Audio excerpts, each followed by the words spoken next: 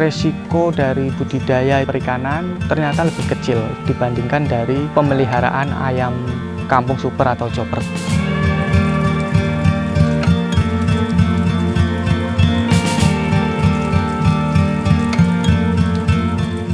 Perkenalkan, nama saya Bunerianto Siswoyo. Usaha saya di bidang perikanan, kami beri nama Dua Capit Farm. Saya beralamat di Keliripan, RT 64 RW 19, Hargorejo Kokap, Kulon Progo, Daerah Istimewa Yogyakarta. Sebelum saya menjadi pembudidaya, dulu saya juga pernah bekerja di perusahaan swasta, di hotel. Terakhir posisi saya itu demi chef. Kalau untuk alasan resign itu sebetulnya yang pertama, di rumah orang tua tinggal sendiri, jadi adik-adik saya itu kan semua merantau. Ada yang ke luar negeri, ada yang ke luar Pulau Jawa. Akhirnya saya putuskan untuk stay di rumah. Lalu saya akhirnya tertarik di bidang usaha atau ingin usaha mandiri, dan saya mencoba di bidang pertama kali ayam kampung super. Tapi karena pandemi dan berbagai macam hal, akhirnya saya putuskan di bidang perikanan yang resiko dari budidaya itu ternyata lebih kecil dibandingkan dari pemeliharaan ayam kampung super atau chopper tadi. Akhirnya saya putuskan untuk fokus di budidaya perikanan yang sampai sekarang menurut saya adalah budidaya yang cukup menjanjikan. Kalau untuk pertama kali saya mencoba ikan gurami dan nila.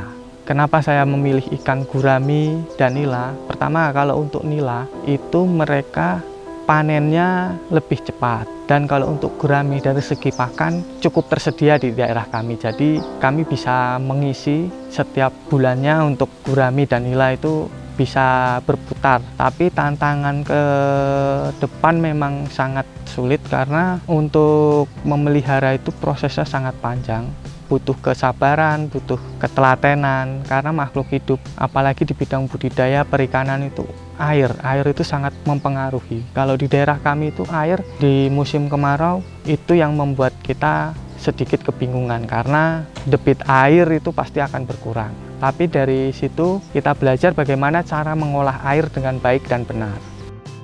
Kalau untuk lobster air tawar untuk saat ini perkembangannya masih ada dan masih masif. Untuk ke depan kemungkinan juga masih bagus. Yang penting adalah satu, kita kejujuran dan harga.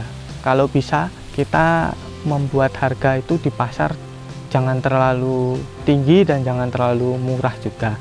Yang penting itu sesuai. Jika kos dan pemeliharaan sudah masuk, ya udahlah kita jual saja. Terutama untuk lobster itu juga sangat mudah.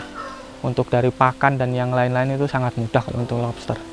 Dicemplungin aja ke air hidup. Yang penting dipelihara, kasih makan.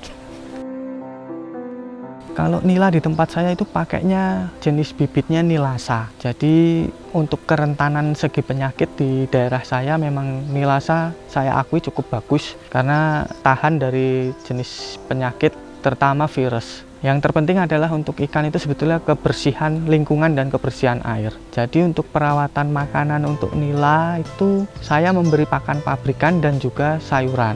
Sayuran itu hanya untuk selingan, yang terutama itu tetap pakan-pakan dari pabrikan berupa pelet. Tapi dari pelet tersebut kita olah dahulu, jadi kita bibis. Caranya kalau di tempat kami kita bibis, kita beri nutrisi tambahan, lalu baru kita beri makan ke ikan. Nah, untuk mengatasi masalah penyakit, virus, itu kalau di tempat saya adalah setiap seminggu sekali saya berikan garam. Jadi untuk menambah antibodi atau daya tahan ikan agar tidak mudah kena penyakit dan terserang penyakit. Lalu untuk sebulan sekali air kita tambahkan, kita buang separuh, kita tambahkan lagi sampai batas air yang kita inginkan. Gurami pakannya juga sama seperti nila, tapi yang kalau gurami terutama itu adalah pakan dari dedaunan. Saya lebih memberikan pakan dedaunan, perawatan juga sama seperti nila.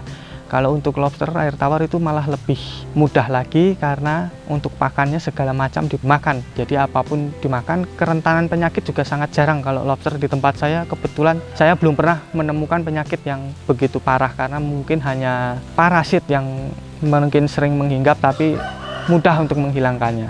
Kalau untuk ekor melepuh dan lain-lain itu sangat jarang ditemui di tempat saya. Untuk manajemennya itu saya untuk harian itu saya khususkan di perikanan nila dan gurami. Lalu untuk bulanan saya fokuskan di lobster air tawar. Jadi kita setiap pengiriman itu biasanya kalau untuk lobster itu 1 bulan sekali kita pasti melakukan pengiriman, dan saya juga masih melakukan door to door.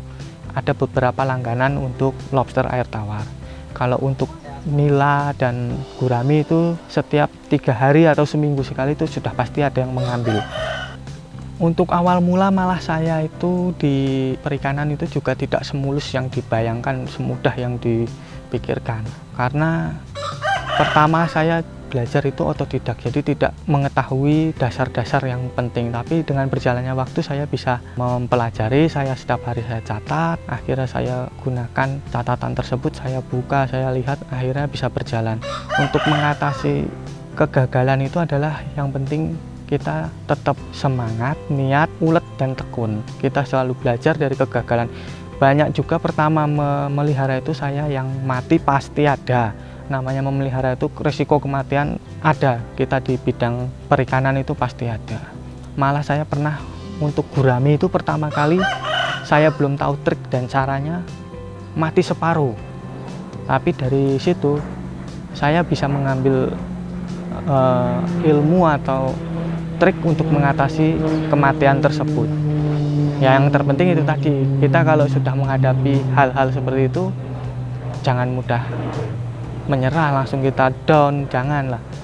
Ya memang itu sangat memukul, tapi kita usahakan, kita harus tetap maju terus, kita tetap jalani terus. Karena apa? Ya memang setiap pembudidaya atau setiap kita memelihara makhluk hidup itu kalau tidak dipelihara, dirawat dengan baik, pasti hasilnya juga kurang baik.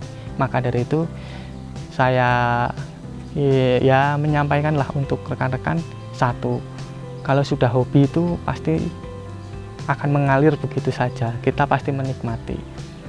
Jadi niatnya itu ada, dan dasarnya saya hobi di bidang perikanan. Jadi kalau udah mati ya udahlah, gimana caranya besok biar nggak mati. Akhirnya kita dari situ mengambil banyak pelajaran, kita belajar, akhirnya ya sampai sekarang saya enjoy menikmati. Modal yang paling utama adalah satu, niat. Yang kedua, keinginan untuk maju berwirausaha. Karena memang saya itu senang dengan tantangan baru lah. Segala macam usaha kalau modal besar pasti menghasilkan hasil yang besar. Kalau modal sedikit dan hasilnya pasti juga ya sedikit. Seberapapun itu pasti memiliki resiko dan keuntungan pasti ada. Para pemula, saya sarankan kita itu berusaha atau membudidaya, dalam berbudidaya adalah satu, kita memiliki rasa senang dulu, dasarnya dari senang. Yang kedua adalah niat, kita memiliki niat untuk berbudidaya. Yang ketiga, kita mulai dengan tanggung jawab. Dari situ kita bisa bersinergi antara keinginan, niat, dan tanggung jawab. Pasti dengan ketiga hal tersebut kita bisa berhasil dalam berbudidaya apapun itu usaha yang kita lakukan. Dengan niat dan modal tersebut kita pasti bisa.